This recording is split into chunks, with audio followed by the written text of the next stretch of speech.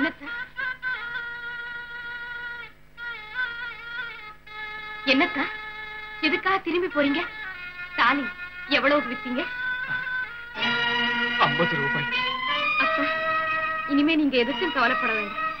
நானே கரிகா கடை வச்சு குடும்பத்தை காப்பாத்துறேன். எங்க அந்த பணத்தை இப்படி கொடுங்க. செல்லம், ஏன் இப்படி தயங்குறீங்க? நம்ம ராஜாவுக்கு பலகாரம் எதுவுமே வாங்கிட்டு வரலையா? இல்ல செல்லம். அப்போ தாலி வித்த பணம் என் தரங்கட்ட செயலுக்கு தானமா கொடுத்துட்டேன். ஆமாம் செல்லம், மறுபடியும் ரேஸ்ல. அத்தா, பாடும் ரேசுக்கா போனீங்க? பவித்திரமான தாலியை எந்த பாடும் ரேசுக்கா பலி கொடுத்தீங்க? பச்சை குழந்தையின் பசியை போக்க கொடுத்தது அந்த பந்திய பூமியிலேயே தொலைச்சிங்க. இனிமே அடகு வைக்கவோ என்ன இருக்கு? அந்தஸ்தும் ஆபரணமும் போய் அனாதையாக நிற்கும் நான் ஒருத்திதான் பாக்கியத்தா.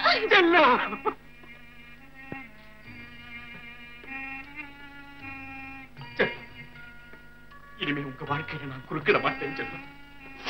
இனிமே உங்களுக்கு நான் பாரமாயிருக்கவே மாட்டேன் செல்லம். பாரமாயிருக்கவே மாட்டேன்.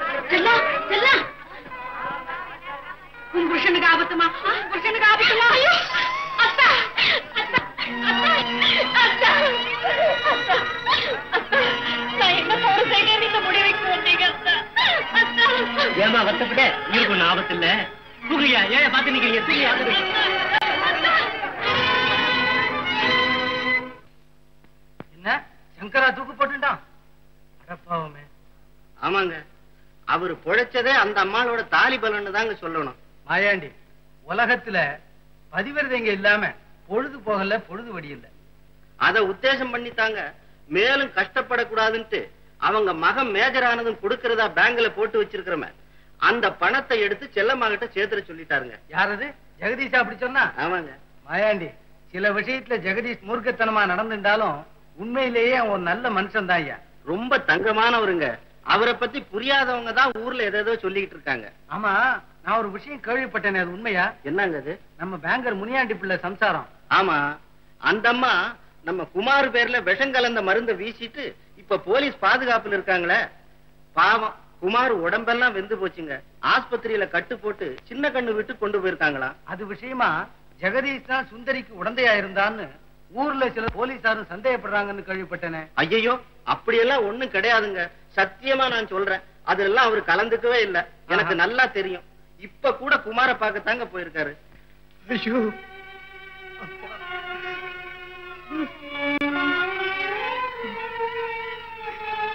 என்னால வலி தாங்க முடியலே. உடம்பெல்லாம் நல்லா பத்தி எரியுது. எனக்கு என்ன செய்யறதுன்னு ஒண்ணுமே தெரியலீங்களே. நான் செஞ்ச தீவினைக்கு என்ன செய்ய முடியும்? அதை நான் தான் அனுபவிச்சாகணும். உண்மை குமார், உண்மை. ஒவ்வொரு ஜீவராசியும் அதனதன் செயலுக்கேற்ப அனுபவித்தே தீர வேண்டும். நன்மைக்கு புறம்பாக தவறு செய்த எவனும் தரணியில் அதிக நாள் வாழ்ந்ததில்லை. ஜெகதி, எப்படி இருந்தனா எப்படி ஆயிட்டோம் பாத்தியா? பெண்களை கண்களாக மதியாத எவனுமே புண்படாமல் வாழ்ந்திடவே முடியாது குமார். செல்வத்தோடு வாழ்ந்த செல்லத்தை உன் காதலை ஏற்காத காரணத்தால் கஷ்டப்பட வைத்தாயே, அதற்கு இது பரிசு. ஜெகதீஷ், நற்குணமே உருவான ஒரு தந்தை ஊரை விட்டே துரத்தினாயே, அதற்கு இது பரிசு. ஒவ்வொரு பாவியின் முடிவும் இப்படித்தான். நயவஞ்சகளின் வாழ்க்கையை இப்படித்தான் அழித்து போகும். நேர்மையானவனா?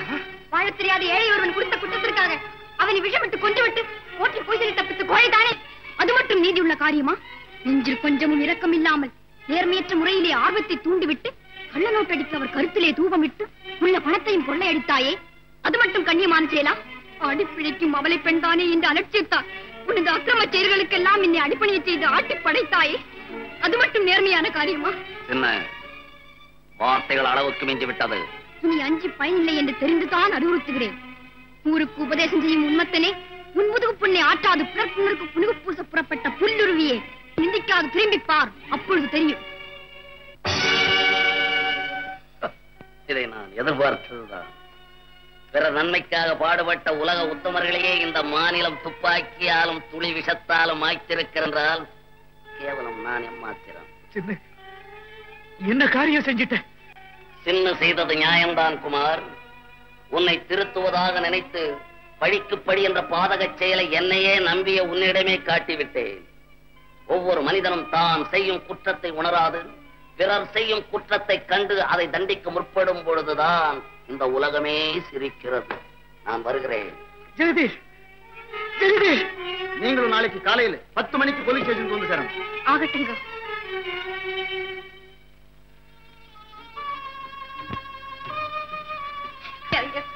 டாக்டர் அசைக்கூடாதுன்னு சொல்லியிருக்காரு. என்ன தடுக்காது. இந்த பாவிக்காக பட்ட துன்பம் போ. நான் வச்சிட்ட எல்லோருமே இந்த வஞ்சம் தீர்த்துக்கிட்டாங்க. ஆனா சங்கர், சங்கர் உத்தம நண்பன். என்னை பத்தி யார் என்ன சொல்ற போது கேளாத உத்தம நண்பன். நீ மனிதருள் மாணிக்கம், உலகிலேயே உயர்ந்தவர்.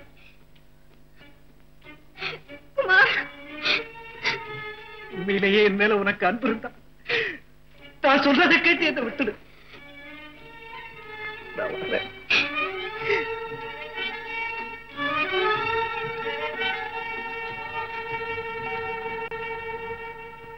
உலகம் சிரிக்குதடா மனிதா, உலகம் சிரிக்குதடா மனிதா.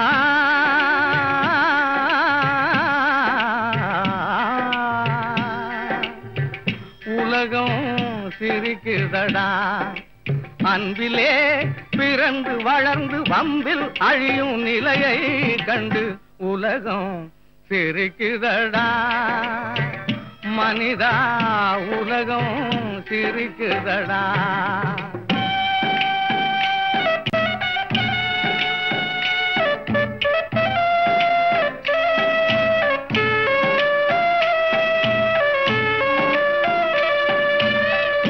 பண்பும் அறிவும் தடுத்த போதும் நண்பனை கெடுத்திடும் வஞ்சகன். கண்களிரண்டிலும் கடலை பெருக்கி கலங்கிடும் போது உதடுகளோரும் உலகம் சிரிக்குதடா மனிதா. உலகம் சிரிக்குதடா.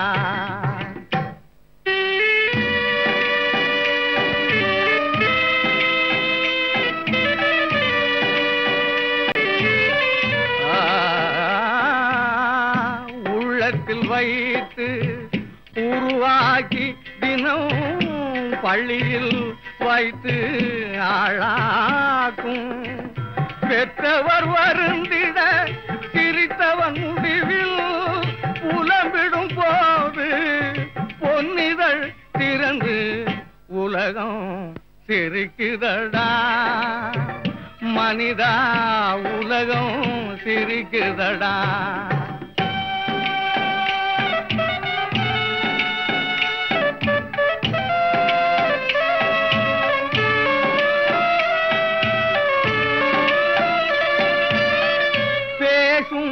மலராம் பெண்களை மண் புதைத்திட நினைத்தவன் சிரிக்கிறான்.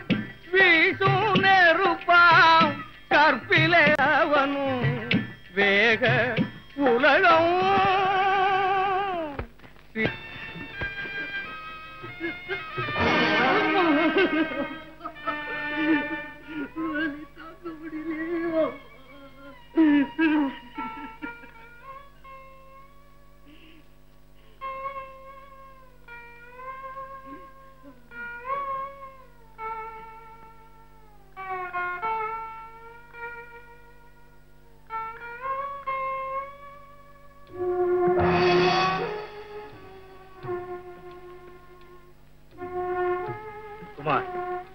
செய்த பாவங்களை இனி உன் கண்ணீரால் தான் கழுவ வேண்டும்.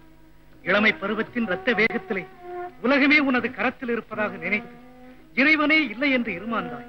அதன் முடிவு இன்று என்னவாயிற்று? இறைவனை நீ மறந்தாலும் உன்னை அவர் மறக்கவில்லை.